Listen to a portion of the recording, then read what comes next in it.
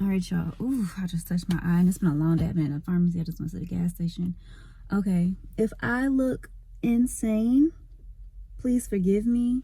I am just getting off of work. So, yeah. Been up all day. But, while at work, I did receive a couple of downloads. I feel like that's kind of, like, trendy to say, but to me, it just is an easy way of saying I received a spiritual message. But yeah, I received a download, and I think it's happening right now like this because I am about to embark on a very personal, very spiritual journey on tomorrow. So, but yeah, I guess to the download. I don't even know how this came to me. I swear, it just be coming. Like, I really don't even know where. Actually, you know what? I think I have to give some credit to the Friend Zone. Because their episode this week, the topic, the hot button issue delivered by a friend, was, the first question was, what would the people around you say anger looks like for you? And I think it forced me to ask myself that same question. And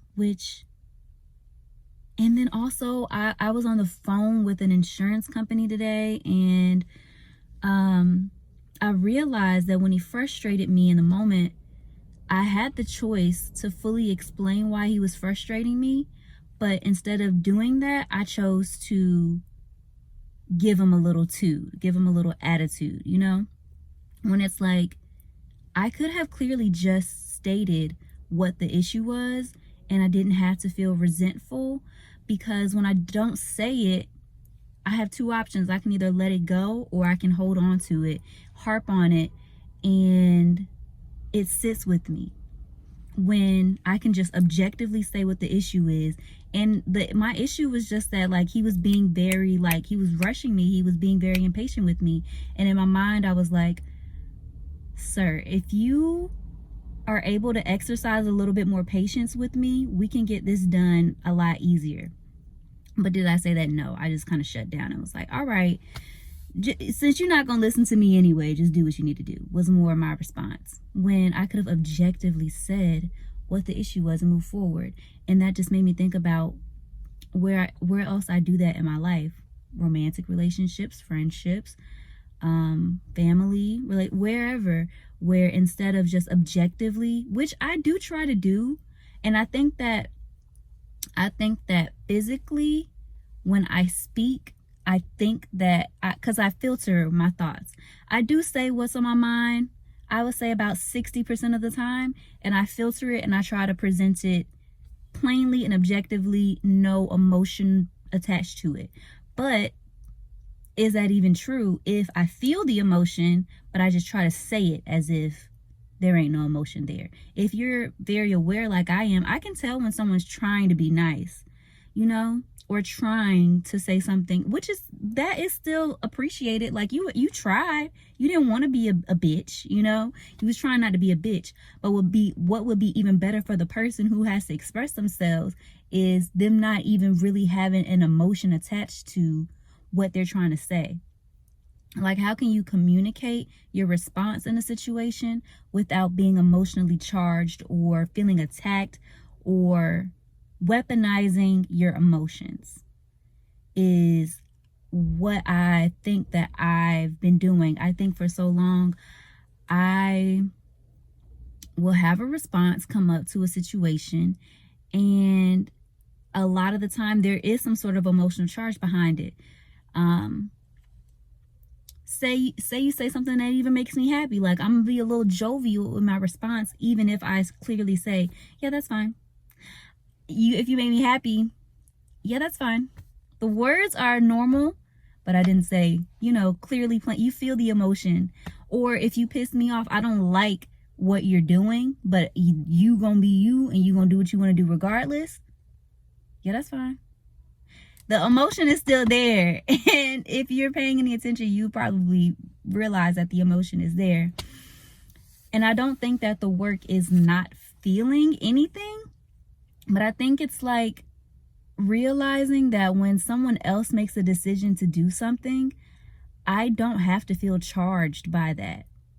Now, if I am, it doesn't mean that I'm wrong, but I think what the right thing to do is match the response with the emotion that's appropriate. You know, it's like when you playing or like you taking a test, right? And it's like, here's the category on this side, and then here's like the object or whatever, like fruit that is round. And you can choose apple, or, you know, like whatever, the mix match, the cross match portion of test. Y'all know what I'm talking about. Matching the correct emotion with the correct response. Because I think sometimes, you know, we weaponize, we put a little extras on situations so that we can, I think for me, I was trying to figure out why I do it, right?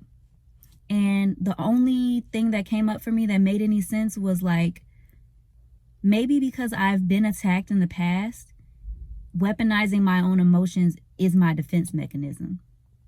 You know, it's like if I'm at work and Shorty says, hey, Ayana, can you go do XYZ?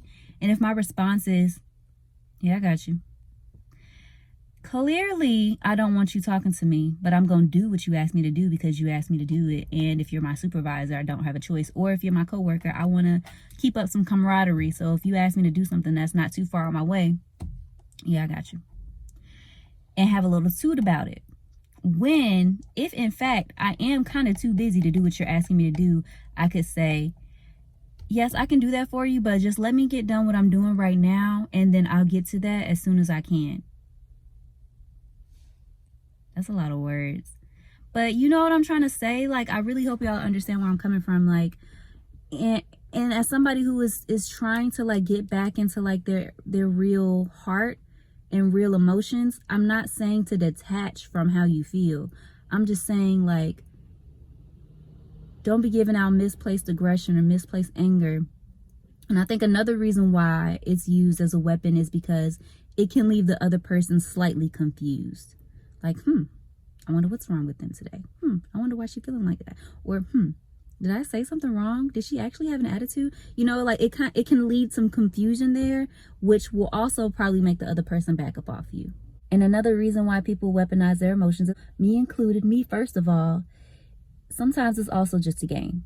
Sometimes it's also just for our own pleasure, enjoyment, to pass the time.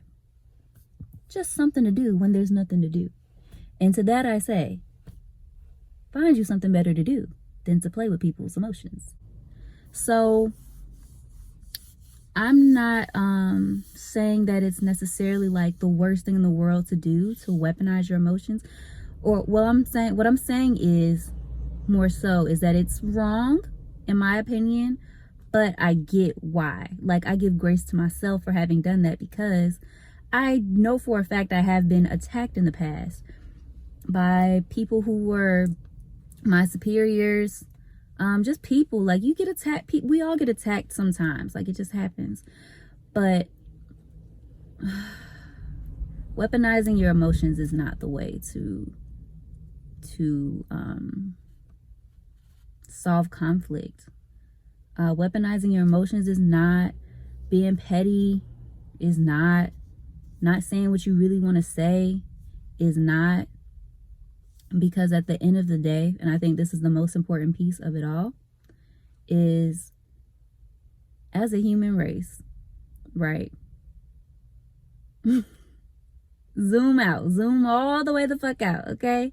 As a human race, our job should be collaboration. It should be to help each other. It should be to want to be on the same page with somebody else. It should be to show love. It should be positive, right? So when I say exactly what I mean to another person with the hope of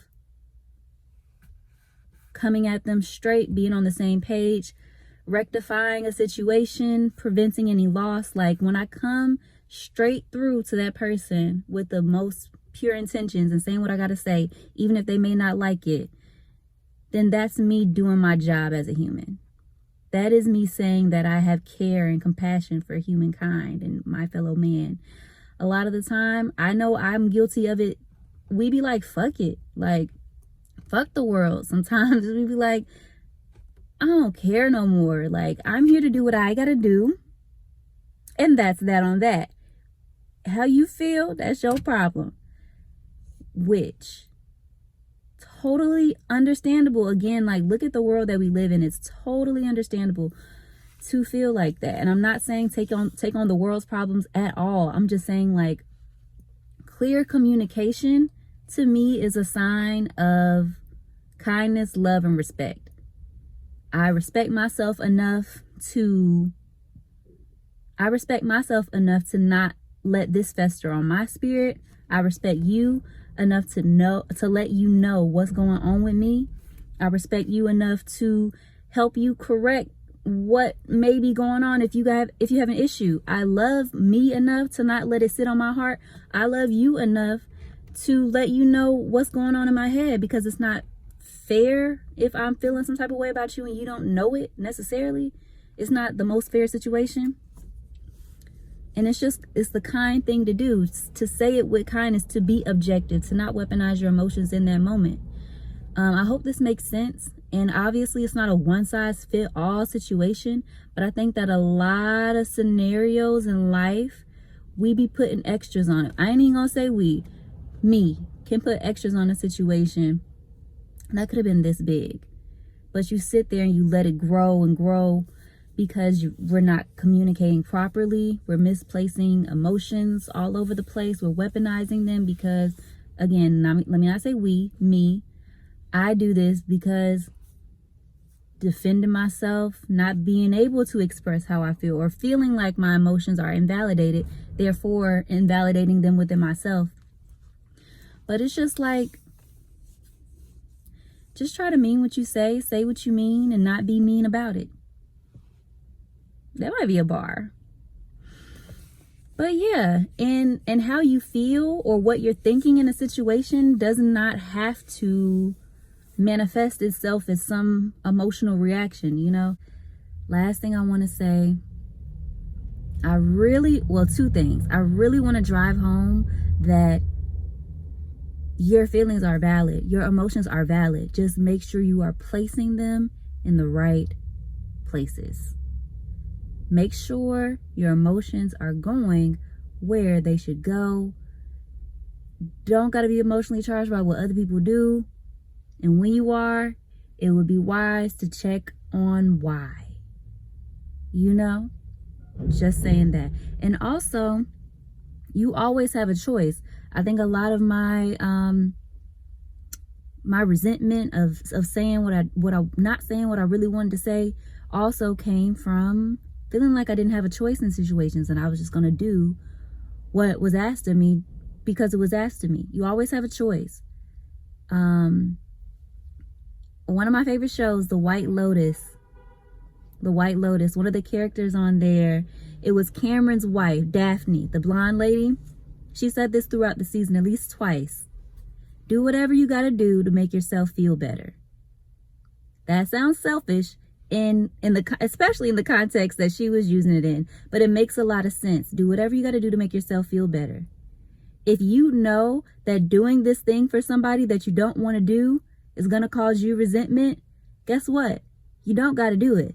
You can say, I actually don't have time for that, or I actually don't want to do that. That's a great idea. You should probably ask somebody else to do that. You don't have to be emotionally charged. You just don't have to fucking do it.